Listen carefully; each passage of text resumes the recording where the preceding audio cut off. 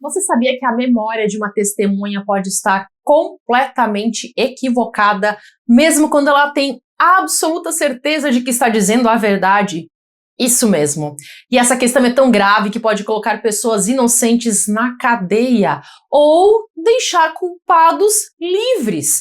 Hoje eu vou te explicar por que a memória das testemunhas não é tão confiável quanto parece, o que é a síndrome da falsa memória, como o cérebro pode criar lembranças de coisas que nunca aconteceram e por que o direito precisa lidar com essa realidade de forma muito cuidadosa.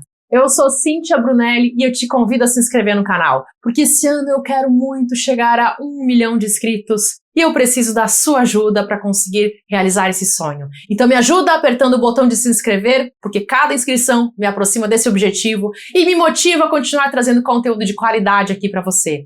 E se você quer dominar os fundamentos do direito de uma forma clara e sem complicação, o link do curso Primeiros Passos no Direito está aqui na descrição para você dar esse passo importante. Mais de 10 mil pessoas já transformaram a sua relação com o direito através dos meus cursos e livros, e hoje elas caminham com muito mais clareza e segurança porque finalmente entendem a estrutura que sustenta todo o sistema jurídico.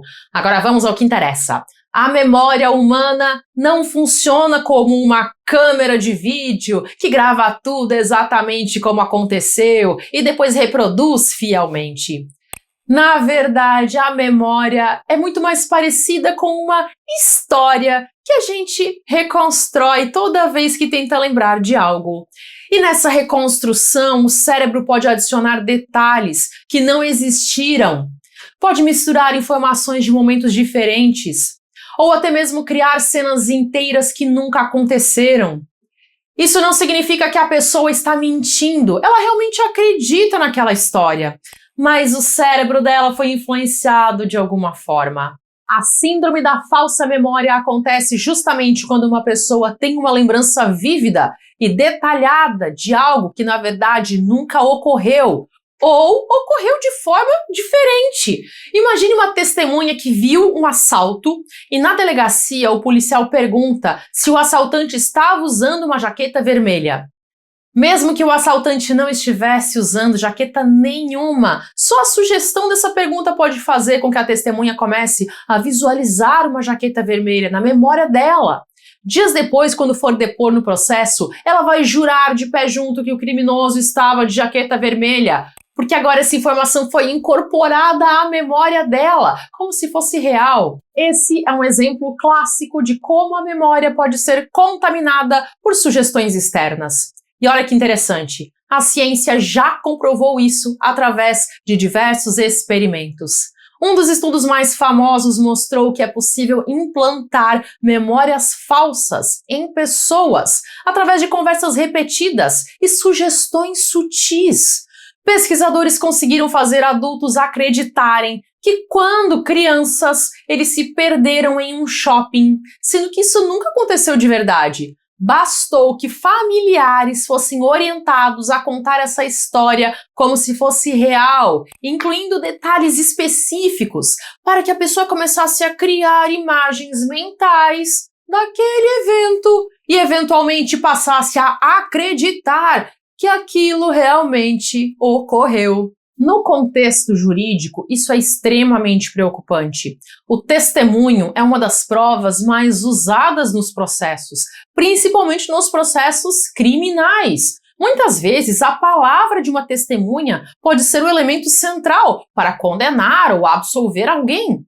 Mas se a memória é tão falha assim, como podemos confiar cegamente no que uma testemunha diz? A resposta é que não podemos, ou pelo menos não deveríamos confiar de forma absoluta. Existem vários fatores que podem comprometer a memória de uma testemunha. O estresse é um deles. Quando você presencia uma situação violenta ou traumática, o seu corpo entra em estado de alerta e o cérebro foca em garantir a sua sobrevivência e não em registrar detalhes com precisão. Por isso, testemunhas de crimes violentos frequentemente têm lembranças fragmentadas, confusas ou até contraditórias sobre o que viram. O tempo também é um grande vilão da memória. Quanto mais tempo passa entre o evento e o depoimento, maior a chance de a memória ser alterada. Pensa comigo, se você testemunhou um acidente de carro hoje e dá o seu depoimento amanhã, as suas lembranças provavelmente estarão mais frescas. Mas se você for chamado para depor 6 meses depois, a sua memória pode ter sido influenciada por conversas com outras pessoas, notícias que você viu, ou simplesmente pelo processo natural de esquecimento e reconstrução que o cérebro faz. Outro fator importantíssimo é a forma como as perguntas são feitas.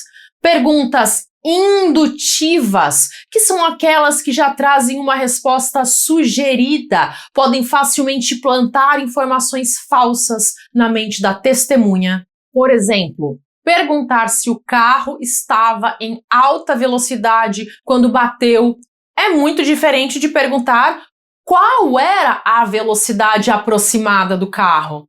A primeira pergunta já induz a pessoa a pensar que o carro estava em alta velocidade. Isso pode influenciar a resposta da testemunha.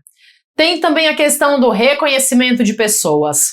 Aquelas filas de reconhecimento que a gente vê em filmes policiais podem até parecer confiáveis e interessantes, mas estudos mostram que são extremamente problemáticas. Por exemplo, se a vítima vê uma foto do suspeito antes da fila, ou se a fila é mal conduzida, ou se há pressão psicológica para que a pessoa faça uma identificação, tudo isso aumenta absurdamente a chance de erro. E aqui vai um dado chocante para você refletir.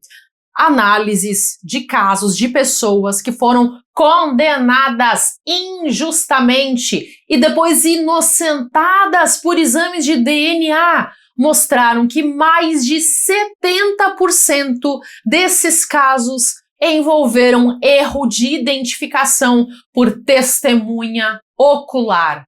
Isso significa que a maioria das condenações injustas tem como base uma memória falha. Vamos imaginar um exemplo. Imagine uma mulher que sofre um assalto à noite, em uma rua mal iluminada. Ela fica apavorada, obviamente, e vamos imaginar que depois ela vai na delegacia fazer o reconhecimento do suspeito, naquelas filas com vários suspeitos, para ela dizer qual é. E imagine que o policial mostre uma foto para ela antes da fila de reconhecimento, dizendo que aquele é o principal suspeito. Quando ela chega na fila, ela vê aquela mesma pessoa e ela faz a identificação. No julgamento, depois, ela diz com total convicção que aquele é o homem que a assaltou. Mas será que ela está lembrando realmente do rosto do assaltante ou apenas do rosto que ela viu na foto, na delegacia? O cérebro dela pode ter substituído a memória original pela imagem mais recente, mais clara e vista em melhores condições. E a pessoa identificada pode ser completamente inocente. Por tudo isso, o direito precisa ser muito criterioso ao avaliar provas testemunhais. O ideal é que o testemunho nunca seja a única prova de um processo, principalmente quando falamos de processos criminais, onde a liberdade de alguém está em jogo. É fundamental que existam outras evidências que corroborem o que a testemunha está dizendo. Além disso, os profissionais do direito, especialmente juízes e promotores, precisam estar cientes dessas limitações da memória humana. Eles não podem simplesmente acreditar em tudo que uma testemunha fala só porque ela parece sincera e convicta. A sinceridade não é garantia de veracidade quando nós estamos falando de memória. Algumas medidas podem ajudar a minimizar os problemas. Uma delas é fazer entrevistas cognitivas, que são técnicas especiais para extrair informações sem contaminar a memória da testemunha. Também ajuda muito gravar os depoimentos em vídeo logo após o crime acontecer, porque isso permite comparar versões posteriores e identificar possíveis inconsistências. Também reduz muito o risco de erro adotar protocolos para fazer o reconhecimento pessoal, como fazer filas duplo cegas, que é onde nem a testemunha e nem quem conduz o procedimento sabe quem é o principal suspeito. Entender como a memória realmente funciona é crucial. Isso nos torna mais cuidadosos na hora de avaliar as provas de um caso. As memórias, por mais sinceras que sejam, podem estar completamente distorcidas pela forma como o nosso cérebro funciona. Se você chegou até aqui, deixe o seu comentário com a frase: todo mundo deveria conhecer o direito. Todo mundo deveria conhecer o direito. Eu fico muito feliz que você tenha assistido até aqui, porque isso mostra que você é uma pessoa realmente comprometida. Eu sei que ao iniciar os estudos no direito é comum a pessoa se pegar sentindo aquela sensação de estar perdido em um labirinto sem saída. Sabe quando você lê a mesma coisa 3 vezes e continua sem entender qual é a lógica por trás daquilo? Essa angústia de não conseguir conectar os pontos? Eu sei como isso pesa, porque eu já passei por isso. A verdade é que o problema não está em você. O problema está na forma como o direito costuma ser ensinado, sem mostrar a base que sustenta tudo. É como tentar construir uma casa começando pelo telhado. O curso Primeiros Passos no Direito nasceu justamente para resolver isso. Ele foi criado para você que está começando agora e quer finalmente entender a lógica do sistema jurídico, aquela estrutura invisível que conecta todas as matérias e faz tudo fazer sentido. Quando você domina a base, tudo que vem depois fica fácil de entender. É como aprender a ler. Quando você sabe as letras, qualquer texto depois fica acessível. O curso Primeiros Passos no Direito é fácil de entender e foi feito para qualquer pessoa, não importa se você nunca estudou direito na vida. Você tem capacidade de aprender e eu vou te provar isso. E você pode testar o curso sem risco nenhum, porque ele tem 7 dias de garantia. Se você achar que o curso não é para você, é só você pedir o dinheiro de volta. Simples assim. O link para acessar o curso Primeiros Passos no Direito está na descrição do vídeo. Mas olha, se agora ainda não é o momento para você entrar no curso pelo motivo que for, tá tudo bem também. O curso é a forma mais rápida de construir essa base, mas você também pode continuar aprendendo pelos vídeos gratuitos aqui do canal. Se você assistir alguns vídeos todos os dias, em pouco tempo você já vai perceber uma diferença enorme no seu entendimento. E eu vou te falar uma coisa. Existem pessoas poderosas que preferem que você não conheça seus direitos, porque quando você conhece, fica muito mais difícil te manipular. Conhecer o direito é uma forma de proteção, é você cuidando de si mesmo. Então, seja como for, continue aprendendo. Agora eu te convido a assistir uma lista de vídeos gratuitos que eu separei aqui para você clicar e aproveitar. Assista pelo menos mais um vídeo hoje, porque cada vídeo é um tijolinho na construção da sua base. Até!